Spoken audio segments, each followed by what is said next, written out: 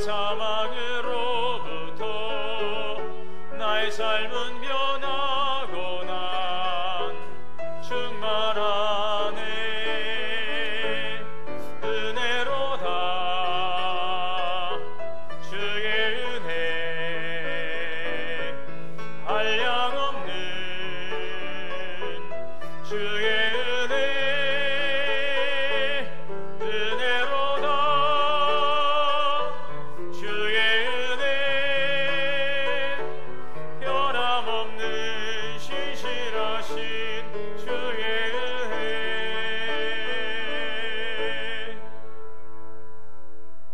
사랑과 은혜 하나님, 감사와 찬양과 영광을 올립니다. 복되고 거룩한 주일, 사랑하는 주의 성도들을 주의 전으로 인도하시고 예배할 수 있도록 은혜 주시니 감사합니다. 오늘도 감사와 기쁨으로 영과 진리로 예배하오니 주님 영광 받아 주시옵소서. 우리 주 예수 그리스도의 이름으로 기원하옵나이다. 아멘.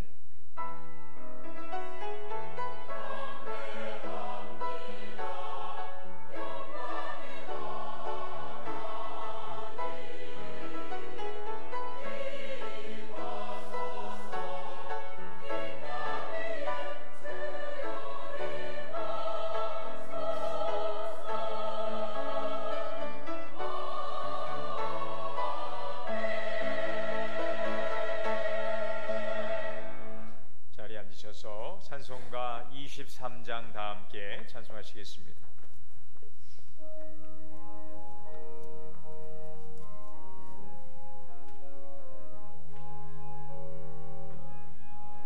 만님이 내게 있으면 그 입 다 가지고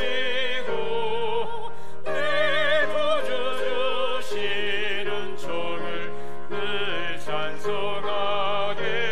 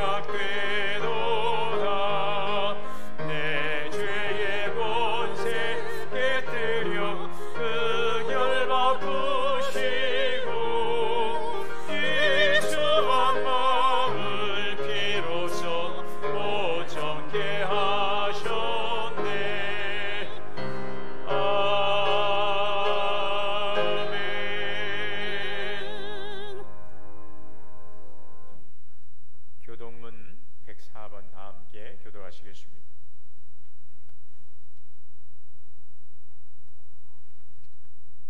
나의 힘이신 여호와여, 내가 주를 사랑하나이다.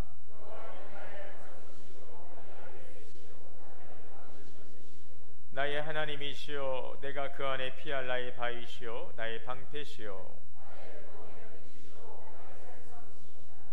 예수께서 이르시되 오히려 하나님의 말씀을 듣고 지키는 자가 복이 있느니라 하시니라. 이 복음은 모든 믿는 자에게 구원을 주시는 하나님의 능력이 됨이라. 복음에는 하나님의 의가 나타나서 믿음으로 믿음에 이르게 하나니,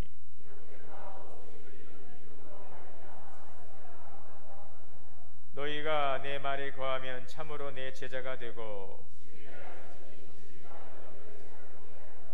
우리 주 예수 그리스도로 말미암아 우리에게 승리를 주시는 하나님께 감사하노니,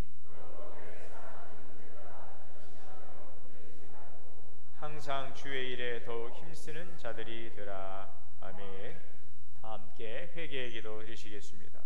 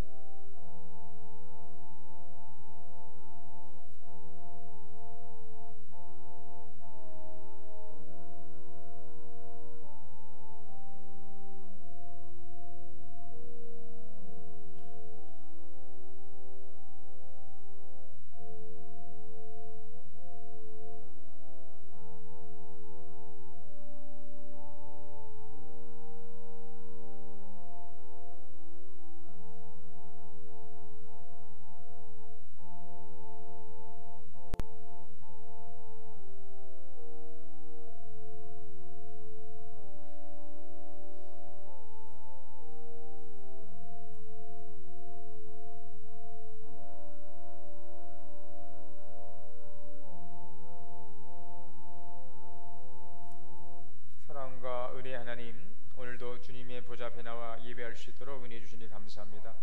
이 시간 먼저 주님 앞에 우리의 지난 시간들 돌아보고 회개의 시간을 갖습니다. 한 주간을 살아오면서 주의 말씀 안에서 합당하지 못했던 우리 육신의 모습들을 회개합니다. 성령님께서 우리 가운데 밝은 빛을 비춰주시고 우리의 모습을 돌아볼 수 있는 은혜와 또 회개할 수 있는 은혜를 허락하여 주옵소서. 그리스도 안에서 새 사람으로 입음받아 합당한 삶을 살아가도록 늘 말씀하시고 또 교훈하심에도 여전히 옛사람의 모습으로 육체를 쫓아 살아왔던 육신의 삶을 회개합니다. 주님의 말씀 안에서 사랑으로 섬기고 또 순종하며 하나님이 기뻐하는 바를 이루기보다는 내 정욕을 쫓아 살아왔던 이기적인 삶을 회개하오니 용서하여 주옵소서. 우리의 생각과 말과 행함 속에서 하나님의 영광을 가리고 또 이웃과 형제 자매들에게 아픔을 주었던 우리들의 불중한 모습을 용서하시고 주님 긍휼을 베풀어 주옵소서. 이 시간 거룩한 주의 보혈로 정결케 하시고 성령의 힘을 입고 다시 새 힘을 얻어 주님 말씀 안에 합당한 믿음의 삶을 살아갈 수 있는 은혜의 자리로 우리를 인도하여 주옵소서. 우리 주 예수 그리스도 이름으로 죄 고백 기도 드립니다. 아멘. 그러므로 이제 그리스도 예수 안에 있는 자에게는 결코 정죄함이 없느니라. 아멘. 전능하사 천지를 만드신 하나님 아버지를 내가 믿사오며 그 외아들 우리 주 예수 그리스도를 믿사오니 이는 성령으로 잉태하사 동정녀 마리에게 나시고 본디오 빌라도에게 고난을 받으사 십자가에 못 박혀 죽으시고 장사한 지 사흘 만에 죽은 자 가운데서 다시 살아나시며 하늘에 오르사 전능하신 하나님 우편에 앉아 계시다가 저리로서 산자와 죽은 자를 심판하러 오시리라. 성령을 믿사오며 거룩한 공예와 성도가 서로 교통하는 것과 죄를 사하여 주시는 것과 몸이 다시 사는 것과 영원히 사는 것을 믿사옵나이다. 아멘. 찬송가 585장 다 함께 찬송하시겠습니다.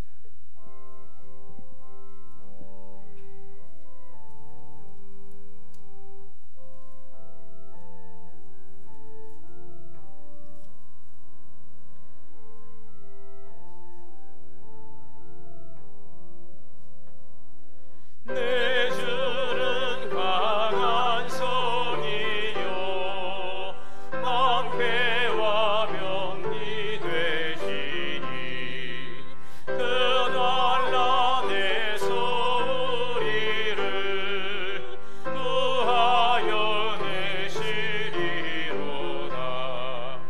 옛 원수 마귀는 이때도 힘을 써 모략과 권세로 무기를 삼으니 전하에 누가 당하랴.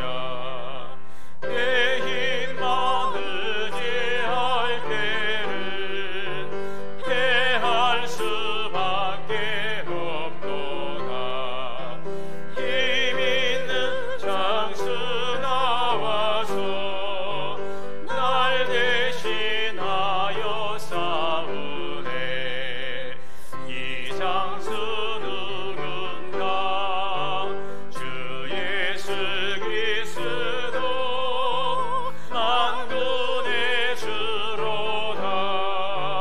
당할 자 누구랴. 반드시 이기리로다. 이 땅의 마귀들 끌어 우리를 삼키려 하나. 겁내지 말고 섰거라. 진리로 이기리로다. 친척과 재물과 영예와 생명을 다 빼앗긴데도 진리는 살아서 그 나라 영원하리라.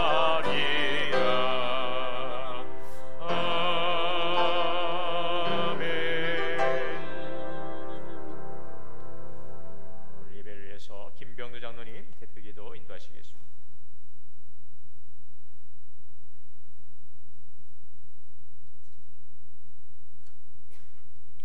사랑과 은혜가 많으신 하나님 아버지, 지난 한 주간도 저희들을 눈동자처럼 지켜주시고 종교개혁주의를 맞이하여 주님 전에 나와 기쁨으로 예배하게 하시니 감사드립니다. 어느덧 2024년도가 2달밖에 남지 않은 10월의 마지막 주 예배를 드립니다. 이 시간 하나님께서 기뻐 받으시는 예배가 될 수 있도록 저희들 마음에 하나님에 대한 감사와 찬양의 마음이 가득하게 하시고 성도를 사랑하고 주님의 말씀을 사모하는 은혜의 시간이 되게 하여 주시옵소서. 한 해를 시작하며 세웠던 많은 계획들 가운데 세상적인 일들과 하나님께 영광 돌리기 위해 하기로 했던 계획 중 많은 부분이 세상적인 일에 집중되어 있었음을 고백합니다.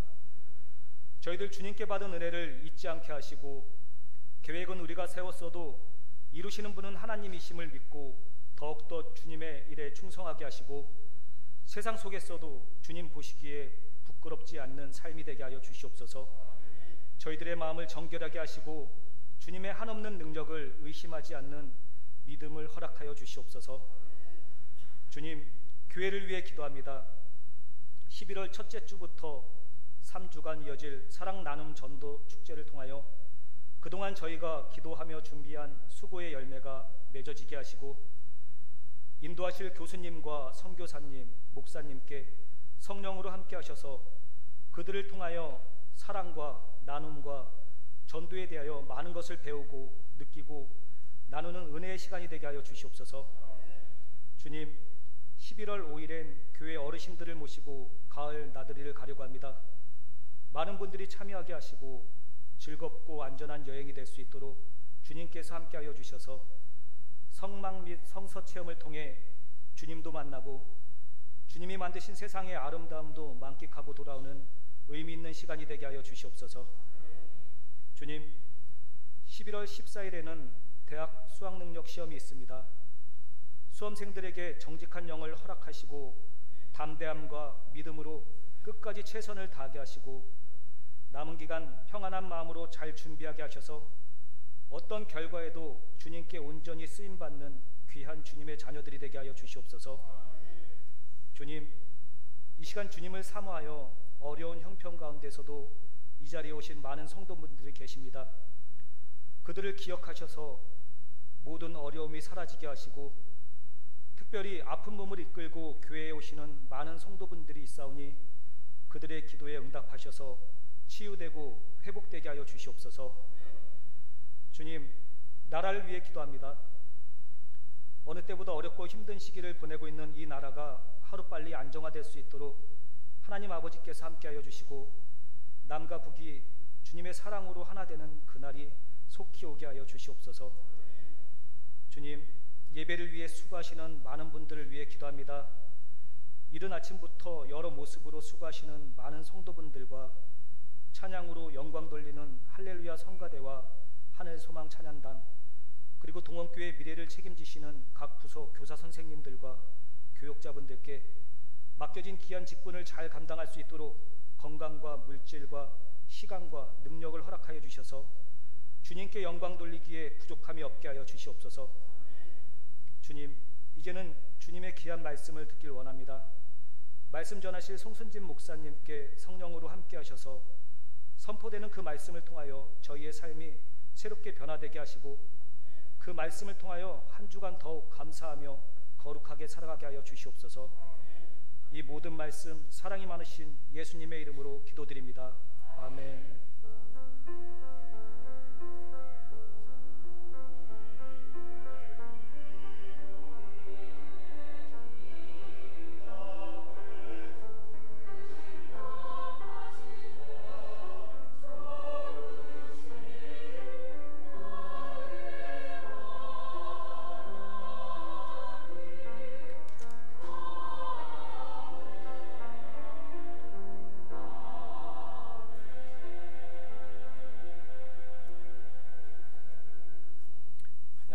말씀 묵도하겠습니다. 신약성경 마가복음 8장 27절에서 34절 말씀 묵도하겠습니다.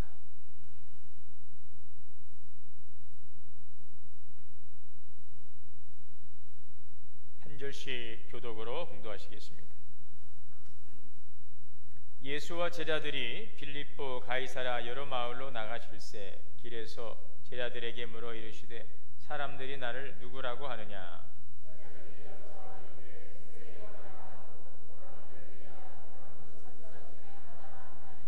또 물으시되 너희는 나를 누구라 하느냐? 베드로가 대답하여 이르되 주는 그리스도시니이다 하며 인자가 많은 고난을 받고 장로들과 대제사장들과 서기관들에게 버림받아 죽임을 당하고 사흘 만에 살아나야 할 것을 비로소 그들에게 가르치시되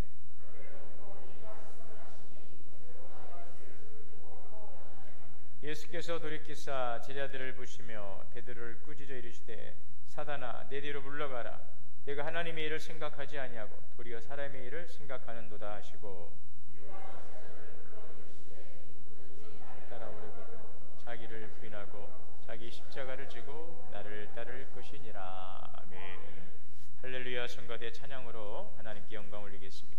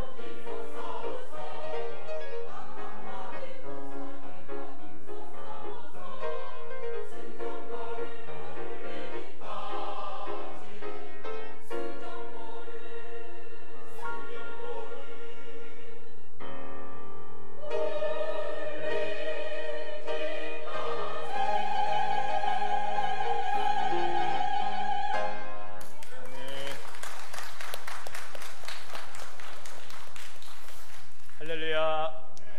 우리 함께 좌우 앞뒤 인사하겠습니다. 주 안에서 사랑합니다. 축복합니다. 하나님의 크신 은혜가 오늘도 우리 모두 예배하는 성도님들에게 충만하게 임하게 되시기를 주의 이름으로 축복합니다.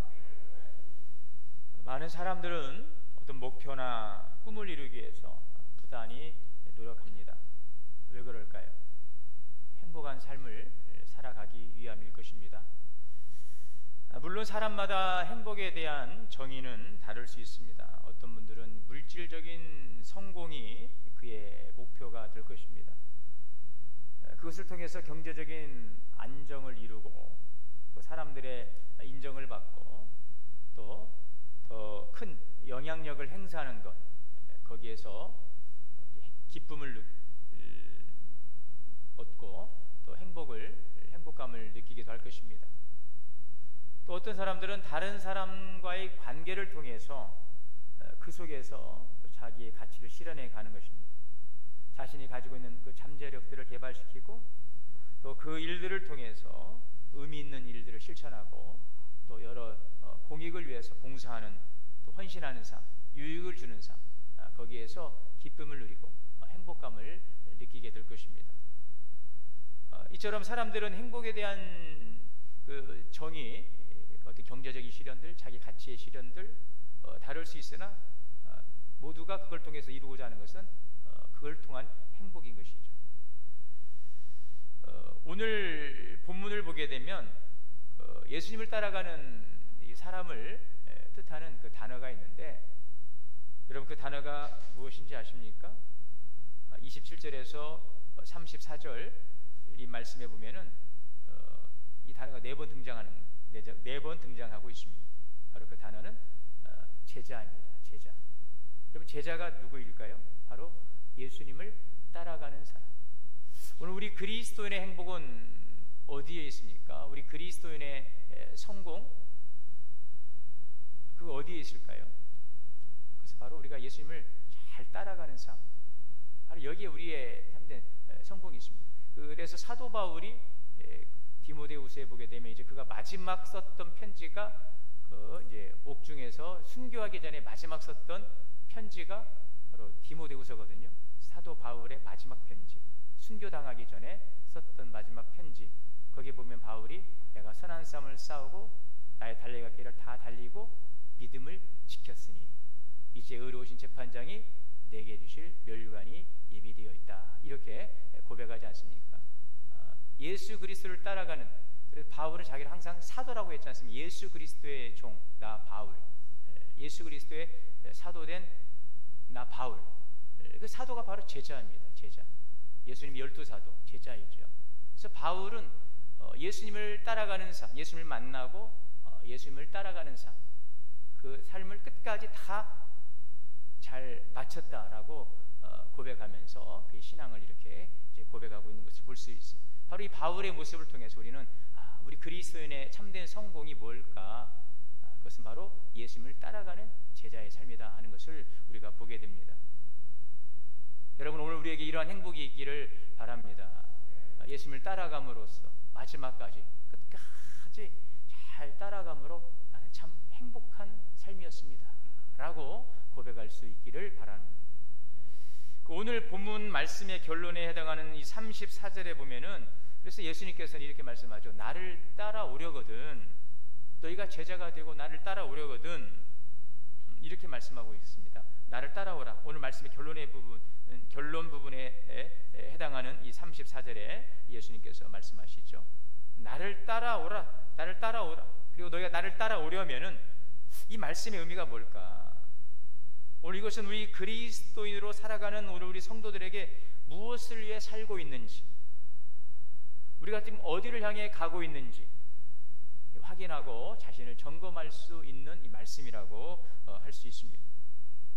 그래서 오늘 이 말씀을 통해서 예수를 따라간다는 것이 무엇인지 다시 한번 그 의미를 우리가 발견하고, 또 우리가 지금 걸어가고 있는 이 발걸음이 그러면 과연 예수님을 따라가고 있는가, 아니면 지금 주저하고 있는가, 아니면 방황하고 있는가, 마지못해 끌려가고 있는가, 우리의 신앙을 한번 좀 점검해 볼 수 있는 시간이 되시기를 바랍니다. 오늘 본문에 등장하는 그 주요한 인물이 있다면 베드로죠.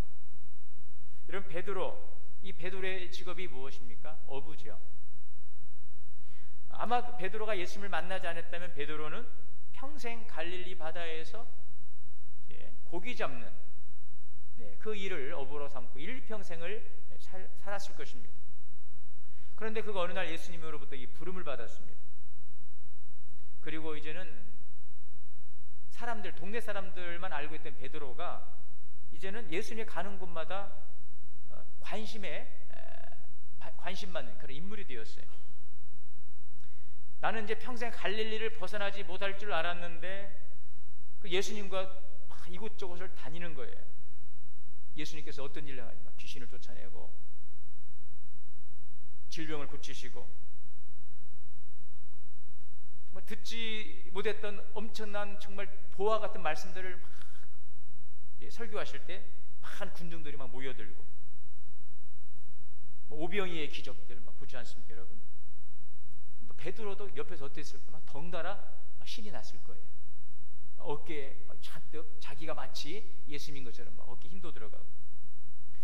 베드로는 마음속으로 이렇게 생각하지 않았을까요? 내가 이분만 따라다니면 야 정말 내 인생은 정말 멋지게 한번 살아보겠구나. 내가 정말 갈릴리 총구석 이 비린내난 이 고기만 잡다가 내 인생이 끝날 줄 알았는데, 야 그렇지, 인생은 이런 거지. 이렇게 사는 것이 인생이지. 이분이라면 내가 내 인생을 한번 걸만하겠어. 뭐 이제 정말 남 보란 듯이 한번 살아봐야지. 그런 생각하지 않았을까요? 자, 그러나 어느 날 이 가이사랴 빌립보 지방에 있을 때에 예수님께서 제자들에게 이런 질문을 하죠. 오늘 그 본문이 27절에서부터인데 제자들에게 물었어요. 야, 사람들이 나를 뭐라고 알고 있니? 사람들이 나를 뭐라고 부르지? 그러니까 이런 대답을 하죠. 엘리야, 구약이 아주 위대한 선지자 엘리야라고도 하고요, 그 세례 요한이라고도 하고요, 선지자 중에 한 사람이라고도 하고요, 위대한 영적인 지도자로 이렇게 이야기를 하는 거죠. 그때 예수님께서 그럼 너희는 나를 누구라고 하느냐? 이때 누가? 바로 베드로가 대답하자. 주는 그리스도시요 살아계신 하나님의 아들입니다. 여러분 이 명언 정말 이거는 베드로가 하고도 깜짝 놀랐어요. 이건 내가 한 말이 아니에요. 정말 예수님도 그걸 아셨어요. 그래서 베드로야, 그건 네가 한 말이 아니다. 하나님께서 너에게 하게 하신 말이다. 그죠? 마태복음 16장에 보면 이 복음서는 병행 본문이 있어요. 그래서 마태복음에 보면 이 장면을 좀 더 확대해서 지금 보여주고 있는 이 병행 본문이 마태복음 16장에는 이 장면을 좀 더 구체적으로 설명해주고 있는데, 이 베드로의 고백에 대해서 예수님께서 뭐라고 말씀하십니까? 시몬아, 베드로죠. 시몬아, 네가 복이 있다. 네가 알게 한 이는 혈육이 아니요 하늘에 계신 내 아버지라. 너는 이렇게 말할 수 없어. 하나님께서 알게 하신 거야. 그리고 너는 베드로라. 새로운 이름을 주죠. 베드로, 페트라, 반석. 이 시몬이라고 하는 이름에 새로운 이름을 주시는 거야. 페트라, 반석이다. 내가 이 반석 위에 나의 교회를 세우겠다. 그 말씀이 어떤 말씀인지 베드로가 잘 이해했을까 모르겠어요. 자, 그런데 그 다음 말씀을 보면서 귀가 번쩍 열렸을 거예요. 그 다음에 예수님께서 18절에 19절에 뭐라고 말씀하시느냐면요, 내가 천국 열쇠를 내게 주리라. 예. 곡간 열쇠보다 더 귀한 천국 열쇠, 하늘 문을 열고 하늘 문을 닫을 수 있는 이 천국 열쇠를 내게 주리라. 이 엄청난 이 칭찬과 더불어서 약속을 들은 거예요. 여러분 얼마나 기분이 좋아요. 얼마나 희망으로 부풀었어요. 베드로에게 천국 열쇠를 맡기신다고 했으니 말입니다. 베드로는 아마도 이렇게 생각하지 않았을까요? 야, 그래, 지금 예수님께서 장차 이 로마를 무너뜨리고 나라를 세우신다면 나에게 열쇠를 주신다고 그랬으니까 이인자 아니겠습니까? 뭐 청와대 비서실장, 아니 뭐 국무총리, 그보다 더 큰 실세, 야, 그 권력의 중심에 그 요직은 바로 나의 것이다.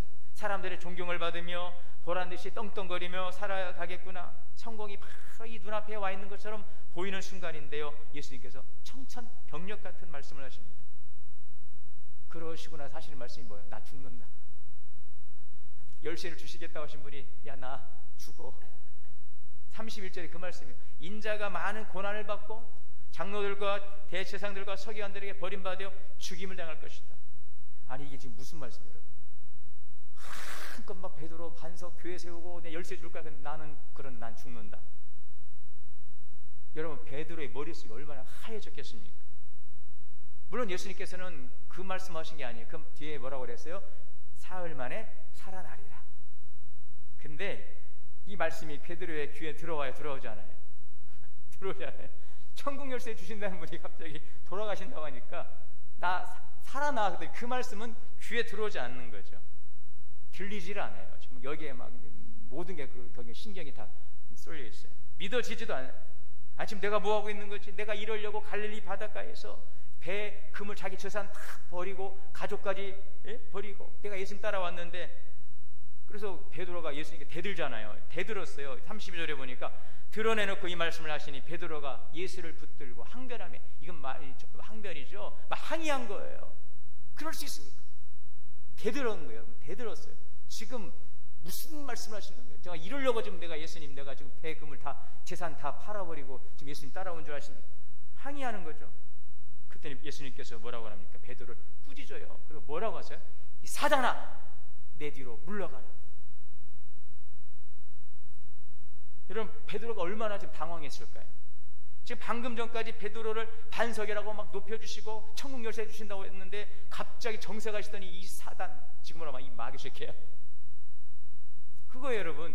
이 마귀 새끼야. 이 말은요, 베드로 정신 차려라. 너 지금 정신 똑바로 차려. 너 꿈 깨.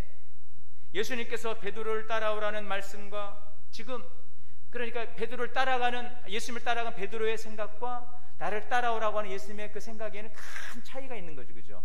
나를 따라와라고 하는 예수님의 그 생각, 그리고 예수님을 따라가고 있는 지금 베드로의 생각에는 지금 큰 간극이 있는 거예요. 여러분, 오늘 우리의 신앙생활이 혹시 그러지 않습니까? 예수님의 생각과 지금 나의 생각이 큰 간극, 뭔가 내가 착각하고 있는 것은 없는지, 나는 이거라고 신앙생활 해놓았는데 알고 보니까 그게 예수님의 생각이 아닌 거예요. 하나님의 뜻이 아닌 거예요. 착각. 여러분, 예수님을 따라간다는 것은 그럼 무엇일까요? 우리가 제자가 된다, 제자가 된다. 이것이 우리의 신앙생활의 성공이다. 우리는 아멘하고, 그렇지, 우리가 제자가 되어야지, 우리도 바울처럼 끝까지 믿으며 선한 싸움을 싸우고 잘 가야지라고 하는데 그것이 무엇냐는 거죠. 예수님을 따라간다는 것이 무엇을 의미하는 것일까? 그것은 바로 오늘 말씀에 하나님의 일을 먼저 생각하는 것입니다. 하나님의 일을. 33절에 보면 내가 하나님의 일을 생각하지 않고 도리어 사람의 일을 생각하는도다. 지금 하나님의 일과 사람의 일이 무엇을 뜻하는 것일까요?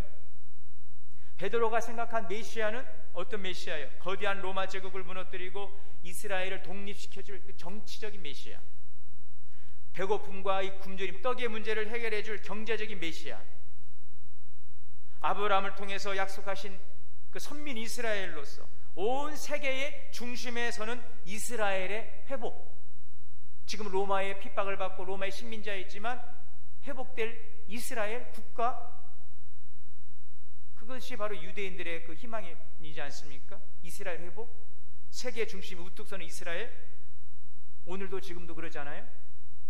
아브라함을 통해 약속하신 선민 이스라엘만을 위한 이스라엘 중심의 세계 국가 재편. 여러분, 그러나 예수님은 이스라엘의 해방과 독립을 넘어서 인류의 해방과 자유를 위한 메시아로 오신 거예요. 이 일을 이루시기 위해서 그러므로 예수님은 고난받고 죽임 당하셔야만 하는 것입니다. 만일 예수님께서 경제적인 정치적인 이스라엘만의 그 국가를 세우시기를 하셨다면 주님은 죽으면 안 되는 거죠. 죽으면 끝나는 것이기 때문에. 초인적인 힘을 가지고 부정한 권력자를 몰아내고 경제적 평등을 이루고 모든 인간의 갈등을 일시에 해결해주는 그런 메시아가 아니라 우리가 받아야 될 이 고난을 대신 받으시는 메시아인 것입니다. 범죄한 인류의 죄를 대신 담당하기 위해 고난받고 죽임 당해야 되는 메시아가 바로 예수님의 사역이었던 것이죠. 그래서 이사야 53장에는 오실 메시아에 대해서 이렇게 예언하고 있습니다. 그가 찔림은 우리의 허물을 인하며 그가 상함은 우리의 죄악을 인함이라. 그가 징계를 받음으로 우리가 평화를 누리고 채찍에 맞음으로 우리가 나음을 입었도다. 징계받고 고난당하고 채찍맞고 고통당하고, 이것이 바로 메시아의 사역이라는 거죠. 그러니까 베드로를 꾸짖었어요. 예수님께서는 사단아, 내 뒤로 물러가라. 내가 하나님의 일을 생각지 않고 사람의 일을 생각하는도다. 예수님 꾸짖었어요. 이 말씀은 여러분, 그러므로 무슨 말씀? 너의 그 생각에서 주님의 생각으로 생각을 전환시키라는 것이죠. 우리 그리스도인은 사람의 일을 생각하는 것이 아니라 하나님의 일을 생각하고 하나님의 일을 이루어가는 성도들인 것입니다. 우리 그리스도인은 사람의 일보다 하나님의 일을 먼저 생각하는 사람인 것입니다. 여기서 하나님의 일이라고 하니까 모든 것이 우리의 모든 개인적인 대사를 내려놓고 하나님 일, 교회 일, 이런 차원의 문제, 모든 것들, 우리 삶의 모든 영역이 하나님의 뜻 안에서 이루어져가는 일이 되어야 한다는 것이죠. 이것이 바로 하나님의 일이에요. 우리가 밥을 먹고 우리가 가서 일을 하고, 여러분 우리가 하지 않습니까? 이 모든 일들이 사람의 일이 아니라 하나님의 일이 되어야 한다는 것이죠. 직장 생활에서, 가정에서, 우리 교회에서 우리가 행하는 모든 일들이 사람의 일이 되지 말고 그 일이 하나님의 일이 되어야 한다는 것입니다. 그래서 사도 바울은 말하잖아요. 너희가 먹든지 마시든지 무엇을 하든지 다 하나님의 영광을 위하여 하라. 여러분 행하는 모든 수고, 열심히 하나님의 일이 되시기를 주의 이름으로 축원합니다. 여러분 얼마나 귀한 일입니까? 지금 하고 있는 일들이요, 사람의 일이 될 수도 있고 하나님의 일이 될 수 있어요. 사람의 일이 되면 하나님은 영광받지 않습니다. 그러나 아무리 보잘것없는 일 같아도 우리가 정말 교회 와서 누가 알든 모르든 행하는 모든 일들이 정말 주님을 위한 일이 되면은요, 그 작은 일들이 하나님께는 영광이 되는 줄 믿습니다. 아무리 남들 보기에 커 보이고 막 위대해 보이더라도 그것이 사람의 일이 되고 자기의 영광을 드러내고 있다면 그것은 여러분 내가 받은 영광이 하나님께 올릴 영광이 없어요. 그럼 주님 앞에서는 아무런 열매가 없는 것입니다. 오늘 행하는 모든 일들이 하나님의 일이 되시기를 바랍니다. 하나님의 일은 교회와 세상이 구별되어 있는 게 아니거든요. 가정과 교회가 구분된 게 아니에요. 가정에서도 하나님의 일을 하시기를 바랍니다. 직장에서도 하나님의 일을 하시길 바랍니다. 세상에서도 하나님의 일을 하시기를 바랍니다. 그러기 위해서 우리는 항상 생각을 해야 돼요. 이것이 하나님의 일이 되기 위해서 이 일이 하나님 보실 때에 합당한가? 하나님 보시기에 이것이 정말 주님께서 기뻐하실 일인가? 주님 보실 때 정말 선하고 아름다운가? 참 잘했다 칭찬받을 일인가? 항상. 그래서 이것이 여러분 우리의 매일의 삶이 되는 거죠. 매일의 삶. 우리가 하나님의 말씀을 중심으로 살아간다는 것은 말씀을 많이 읽는 것도 중요하고 암송도 중요하지만 매일매일의 삶에서 하나님의 일을 우리가 해가고 있는지, 어떻게 해야 오늘 삶 속에서 하나님의 일을 할 수 있는지, 이거를 말씀을 통해서 하나님이 무엇라고 말씀하시는지 깨닫고 그 말씀을 살아가는 삶이 바로 주님이 기뻐하는 삶인 줄 믿습니다. 우리 예수님은 하나님 아버지의 뜻을 따라 이 땅에 사셨어요. 그래서 예수님도 하나님과 동일한 성품을 가지신 예수님이시지만 요한복음 6장 38절에 보면 내가 하늘에서 내려온 것은 내 뜻을 행하려 함이 아니요 나를 보내신 이의 뜻을 행하려 함이라. 우리 예수님도 성부 하나님과 동일한 하나님의 속성을 가지셨으나 예수님으로 이 땅에 오실 때에는, 인간의 몸을 입고 오셨을 때에는 바로 하나님의 뜻, 아버지의 뜻을 가지고 육신의 몸을 입고 이 땅 가운데 오신 것입니다. 그리고 말씀하죠. 나를 보내신 이의 뜻은 내게 주신 자 중에 내가 하나도 잃어버리지 않고 마지막 날에 다시 살리는 이것이라. 하나님의 일은 살리는 일이에요. 우리가 사람의 일이 아니라 하나님의 일로서 우리의 삶을 살아가게 되면 모든 삶이 여러분 살아나게 되는 줄 믿습니다. 하나님은 모든 영광을 다 취하시고 우리는 종속당해서 그 이리 가면 이리 가고 저리 가면 저리 가고 하라면 가라면 가고 서라면 그런 조종당한 인간이 아니라 선악과를 먹을 수 있는 그 결정도 우리에게 주셨던 자율적인 하나님의 성품을 닮은 고귀한 존재로서 여러분 오늘 하나님 우리를 통해서 살리는 역사를 이루기를 원하시는 거예요. 하나님의 일을 하게 되면 모든 일들이 살아나게 되는 것입니다. 그럼 주님 우리에게 말씀하실 때는 죽어도 못해 그런 일 하면 안 돼요. 죽어도 하시기를 바랍니다. 그래야 살아나는 것입니다. 이래서 안 되고 저래서 안 되고 그래서 안 되고 착 그러면은요, 그래서 다음에 그러죠. 제가 다음에 되는 경우를 내가 본 적이 없어요. 지금은 좀 이래서 제가 다음에 여러분 다음은 언제입니까? 우리가 뭐 다음을 내일을 기약할 수 있습니까? 그리고 그 다음 가면 할 것 같아요? 아니에요. 하나님은요 우리의 체질을 아시는 하나님이세요.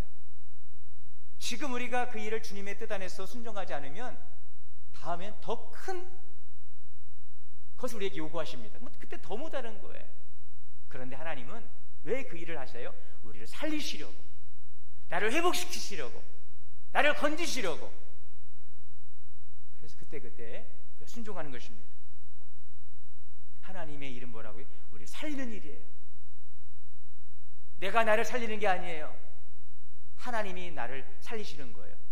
내가 교회를 살리는 게 아니에요. 하나님이 교회를 살리시는 거예요. 내가 가정을 살리는 게 아니에요. 하나님이 여러분의 가정을 살리는 것입니다. 그러면 하나님의 일이 되시기를 주의 이름으로 축원합니다. 우리의 교회가 그런 교회가 될 수 있기를 바랍니다. 자, 그래서 여기서 하나님의 일을 우리가 생각하면은 우리가 할 일이 있어요. 자기를 부인하라는 것이죠. 나를 따라오는 것은 하나님의 일을 먼저 생각하는 것이고, 하나님의 일은 우리를 살리는 것이고, 그러기 위해서 우리가 할 일은 뭐냐? 자기를 부인한다? 자기 십자가를 치라? 이건 결국 죽으란 이야기잖아요. 이게 기독교 역설이에요. 살기 위해서 죽으라는 것입니다. 죽어야 산다는 것입니다. 그거를 예수님께서 보여주셨잖아요. 예수님이 친히 죽음으로 산다는 것을 보여주셨어요. 친히 자기를 부인하라고 그래요. 여기서 부인한다는 건 자기를 인정하지 않는다는 것인데, 이 현대어 성경의 이 번역을 보면은 버리고라고 이렇게 해석을 하고 있어요. 우리가 성경을 볼 때는 물론 우리 개정을 보지만 뭐 현대어 성경도 있고 표준 세번역, 세번역, 공동번 많이 있어요. 여러분 보세요. 좀 말씀이 어려우면은 성경책을 좀 다양하게 볼 필요가 있어요. 이 현대어 성경에 보면은 버리고라고 그래요. 자기를 부인한다는, 자기를 버리라는 것이죠. 이건 뭐냐면 자기를 버린다는 것은 나를 주관하는 것을 바꾸라는 것입니다. 나를 주관하는 것을, 자신의 사고방식, 자신의 가치관, 행동 방식을 바꾸라. 여러분을 지금 주관하고 있는 것은 무엇입니까? 여러분의 삶의 방식은 어디에서 왔습니까?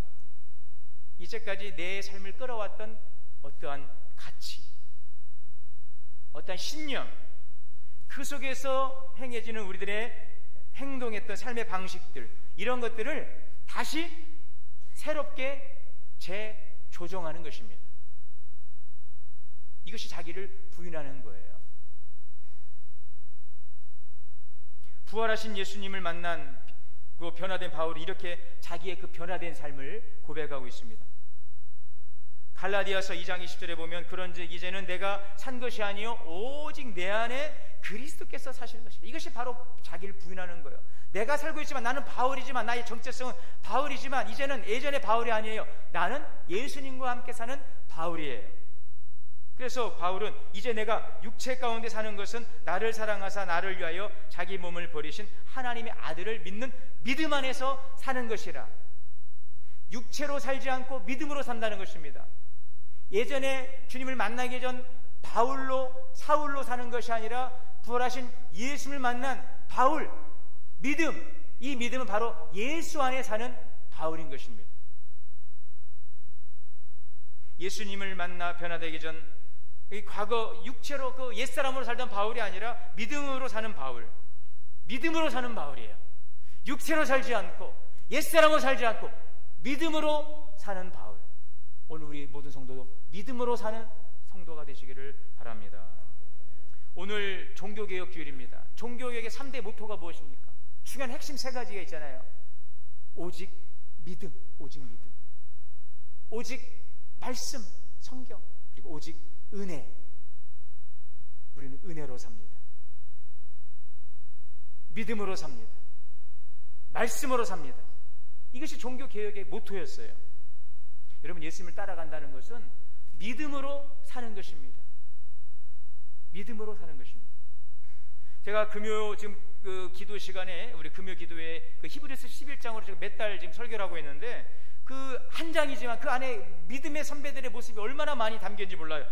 이번에 말씀을 이제 준비하고 전하면서 다시 한번 이 말씀을 보면서 야, 정말 이 믿음이 오직 믿음, 루터가 종교개혁에 이를 때 목숨 걸고 주장했던 이 믿음, 오직 이 믿음이 얼마나 위대한가, 이 믿음이 얼마나 위대한가를 깨닫습니다. 이 믿음의 이 스펙트럼이 얼마나 넓은지 다시 한번 깨닫습니다. 우린 믿음하면은 뭐 구원받는 믿음, 축복받는 믿음, 믿음이 믿음이지요. 그냥 믿음이 믿음이지 뭐 있나요? 라고 해요. 여러분, 그러나 믿음이 아니더란 말이죠. 물론 믿음은 구원을 위해서 우리가 복을 받게 그 안에 다 담겨 있지만 이 모든 삶의 영역이 바로 믿음의 영역인 것입니다. 따라해볼까요? 모든 삶의 영역이 믿음의 영역입니다. 우리 모든 삶의 영역 속에서 우리는 믿음으로 사는 것입니다. 믿음으로.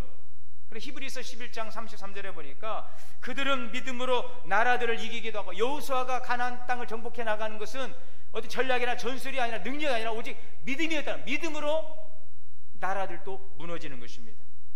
다윗이 이스라엘의 성군으로 이스라엘 통치할 때 그것도 믿음으로 의를 행했다는 것이죠.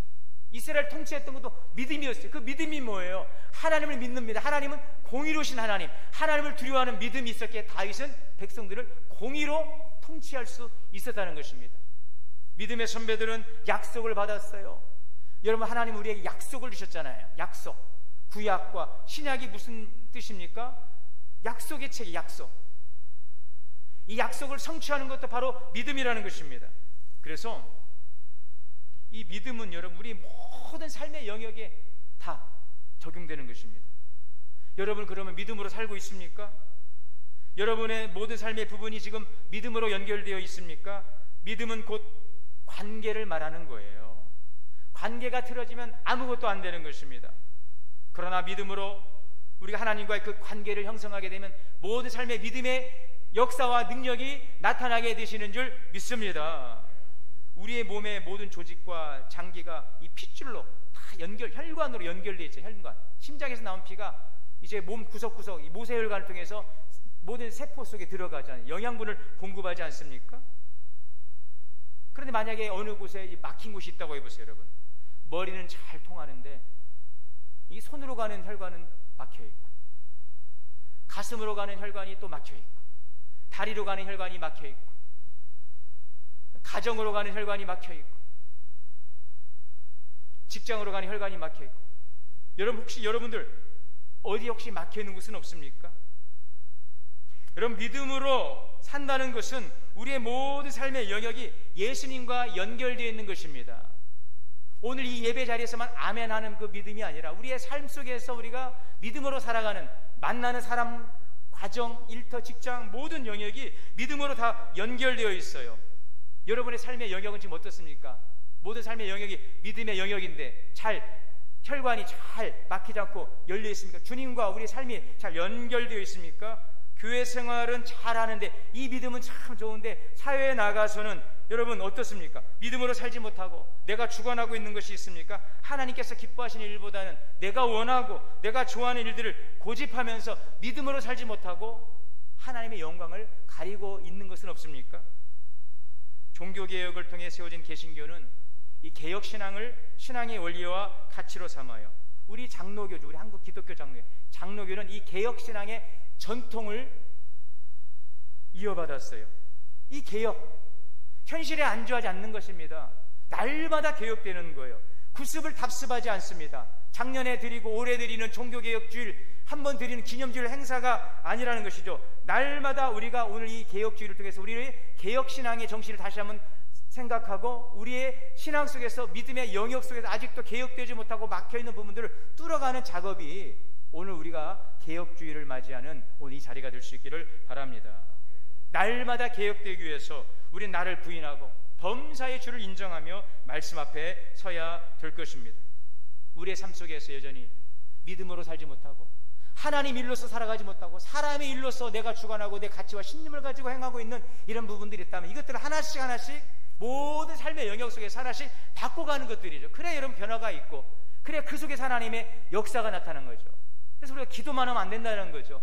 기도하고 그 영역 속에서 믿음의 영역 속에 거기에 합당한 하나님의 일로서 그 일들을 감당할 때 그 일에 변화가 일어나는 것들이죠. 내가 기도는 하면서 내가 그 삶의 자리에서 그 믿음으로 살지 못하고 여전히 옛사람의 모습으로 살아가면서 그것이 바뀌기를 원하고 무언가 새로운 것들을 기대한다면 역사는 일어날 수가 없는 것입니다. 우리의 삶 속에서 믿음으로 살지 못하고 육체로 살고 있는 것이 있다면, 그래서 이 온전한 기쁨, 온전한 구원이 이루어지지 못하고 하나 부분적인 걸쳐있는 부분적인 행복, 그런 신앙생활을 하고 있다면 오늘 이런 것들이 개선되는 은혜가 있기를 바랍니다. 그래서 날마다 성장하는 신앙, 열매 맺는 신앙, 구원의 풍성한 은혜를 누리는 우리 모든 성도들 되시기를 주의 이름으로 축원합니다. 사랑과 은혜 하나님, 나를 따라오려거든 자기를 부인하고 자기 십자가를 지고 따라오라 말씀하십니다. 예수님을 따라가는 것이 우리 인생의 최대의 성공인 줄 믿습니다. 주님을 따라가기 위해서 믿음으로 살아가기를 원합니다. 나를 부인하고 믿음 안에서 우리 모든 삶의 영역 주님의 통치하심 속에서 하나님의 일을 이루어가는 우리 성도들 되게 하여 주옵소서. 우리 주 예수님의 이름으로 기도하옵나이다. 봉헌 찬송 425장을 다 함께 찬송하시겠습니다.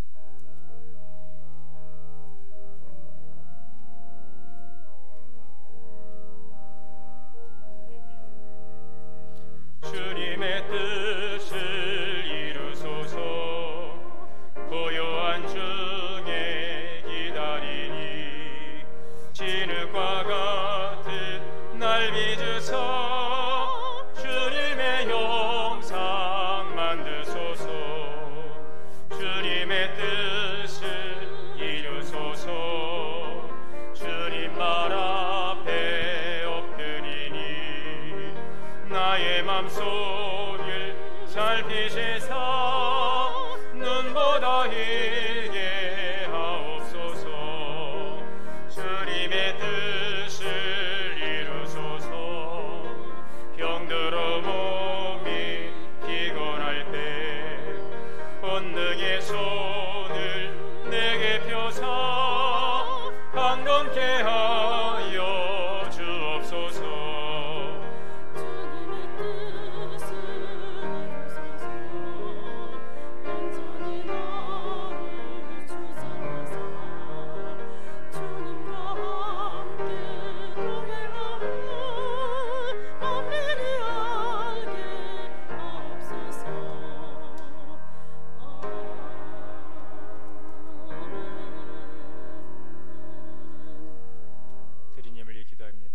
만복의 근원 되신 하나님, 은혜와 사랑을 감사합니다. 우리의 마음과 정성을 주 앞에 드립니다. 사랑, 감사, 헌신, 믿음, 고백을 담아드리는 귀한 예물 통하여 주님 영광 받아 주시옵소서. 땀 흘려 수고한 것들 모든 것이 주의 것임을 고백하며 드려지는 11조의 예물을 축복하시고 약속의 축복이 우리 가운데 아름답게 열매 맺게 하여 주옵소서. 주일헌금, 올정헌금 드립니다. 감사 예물로 범사, 생일감사, 이사 잘할 수 있게 해주심을 감사하고 건강 지켜주심, 또 사업장을 번창하도록 옮겨주시고 또 첫 번째 현금 수령에 감사하여 드립니다. 감사로 제사를 드리는 자가 나를 영화롭게 하리라 하신 주님, 주님께 영광 돌리는 귀한 예물이 하나님의 가정과 기업에 하나님의 놀라운 축복으로 더 열매 맺게 하여 주옵소서.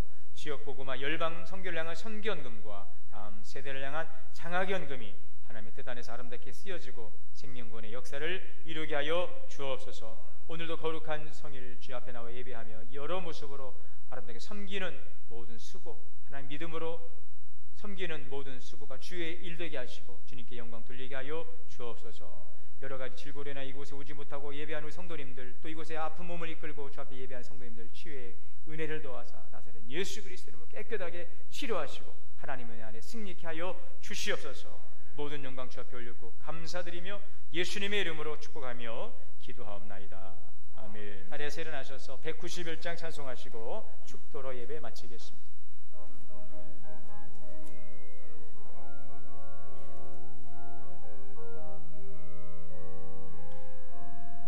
내가 매일 이쁘게 순례의 길 행함은 주의 팔이 나를 안보함이요. 내가 주의 큰 복을 받는 참된 비결은 주의 영이 함께함이라. 성령이 계시네 할렐루야 함께하시네. 좁은 길을 걸으며 밤낮 기뻐하는 것 주의 영이 함께함이라.